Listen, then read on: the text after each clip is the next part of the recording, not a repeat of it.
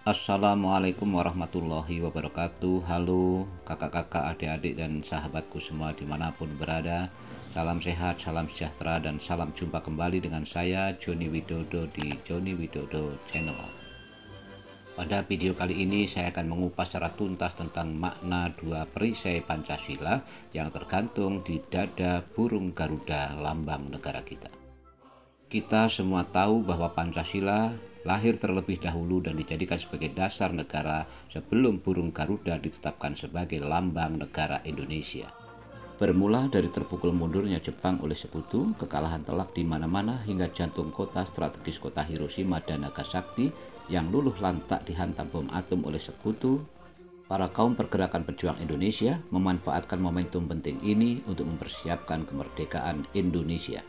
Lalu dibentuklah suatu badan bernama Dokuritsu Shunbi Shosakai atau BPUPKI, Badan Penyelidik Usaha Persiapan Kemerdekaan Indonesia, untuk merumuskan poin-poin dasar negara yang kini kita kenal sebagai sila-sila dalam Pancasila. Lahirnya Pancasila adalah judul pidato yang disampaikan oleh Bung Karno dalam sidang BPUPKI pada tanggal 1 Juni 1945.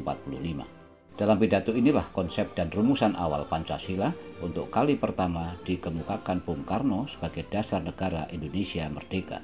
Setelah memproklamirkan kemerdekaan pada hari Jumat 9 Ramadan 1364 Hijriah atau 17 Agustus 1945, lalu dirasakan perlu Republik Indonesia Serikat waktu itu memiliki lambang negara. Karena sudah 4 tahun merdeka belum memiliki lambang negara, akhirnya pada 20 Desember 1949, Presiden Soekarno menunjuk Sultan Hamid II yang bernama asli Syarif Abdul Hamid Al-Qadri, putra sulung Sultan Pontianak ke-6, sebagai Menteri Negara untuk merancang lambang negara. Pada 10 Januari 1950, Sultan Abdul Hamid II membentuk panitia lambang negara yang diketuai Muhammad Yamin dan beranggotakan Ki Hajar Dewantara, Muhammad Nasir, M.A. Pelau Pesi, dan Raden Mas Ngabehi Purbacaraka yang bertugas menyeleksi rancangan lambang negara yang digelar pemerintah.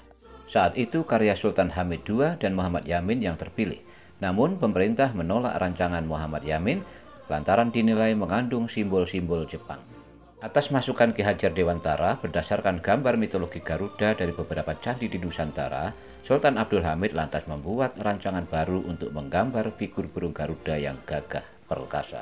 Akhirnya pada 11 Februari 1950, sidang kabinet meresmikan rancangan lambang negara karya Sultan Hamid II dan Presiden Soekarno untuk kali pertama memperkenalkan lambang negara Garuda Pancasila berkepala gundul kepada masyarakat umum di Hotel Des Indes, Jakarta. Kakak-kakak, adik-adik, dan sahabatku semua, sebagai informasi bahwa Sultan Abdul Hamid II adalah adik tingkat Bung Karno di Teknik Hogeschool Bandung yang kini bernama Institut Teknologi Bandung.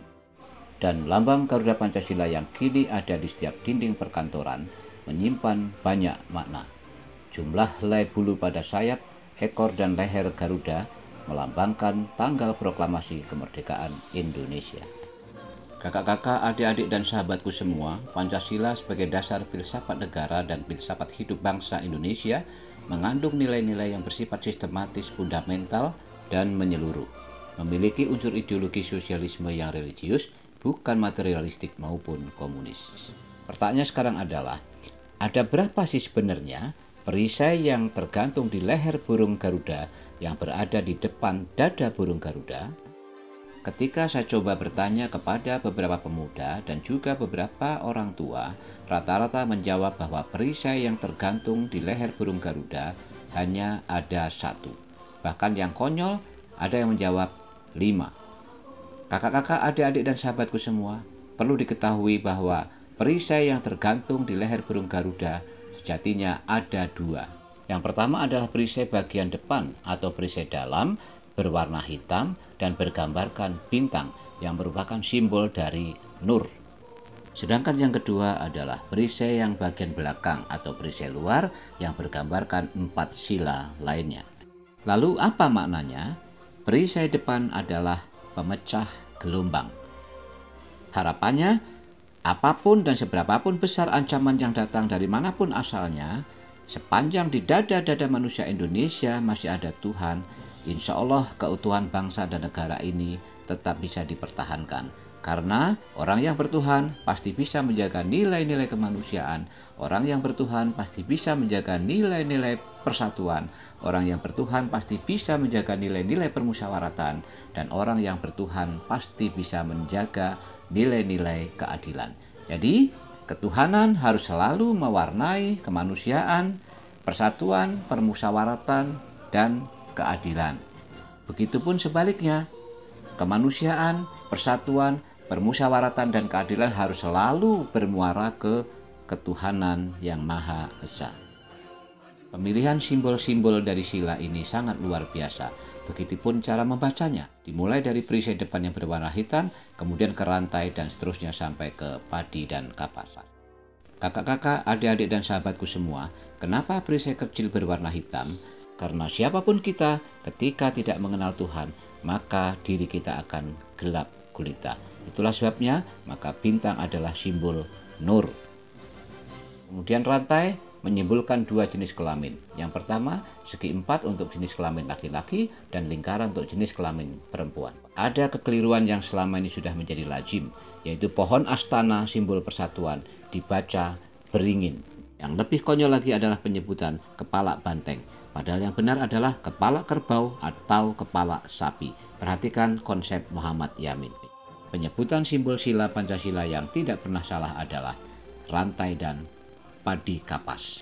Kakak-kakak, adik-adik, dan sahabatku semua, itulah tadi makna dua perisai dalam Pancasila dan penyebutan simbol-simbol yang benar di dalam Pancasila. Mudah-mudahan kita semua bisa menjadi pemecah gelombang, sehingga betapapun, apapun, dan seberapa besar pun ancaman, ketika kita masih punya Tuhan, insya Allah ancaman itu tidak akan berarti apa-apa. Terima kasih sudah menonton. Sampai jumpa di video saya berikutnya. Salam.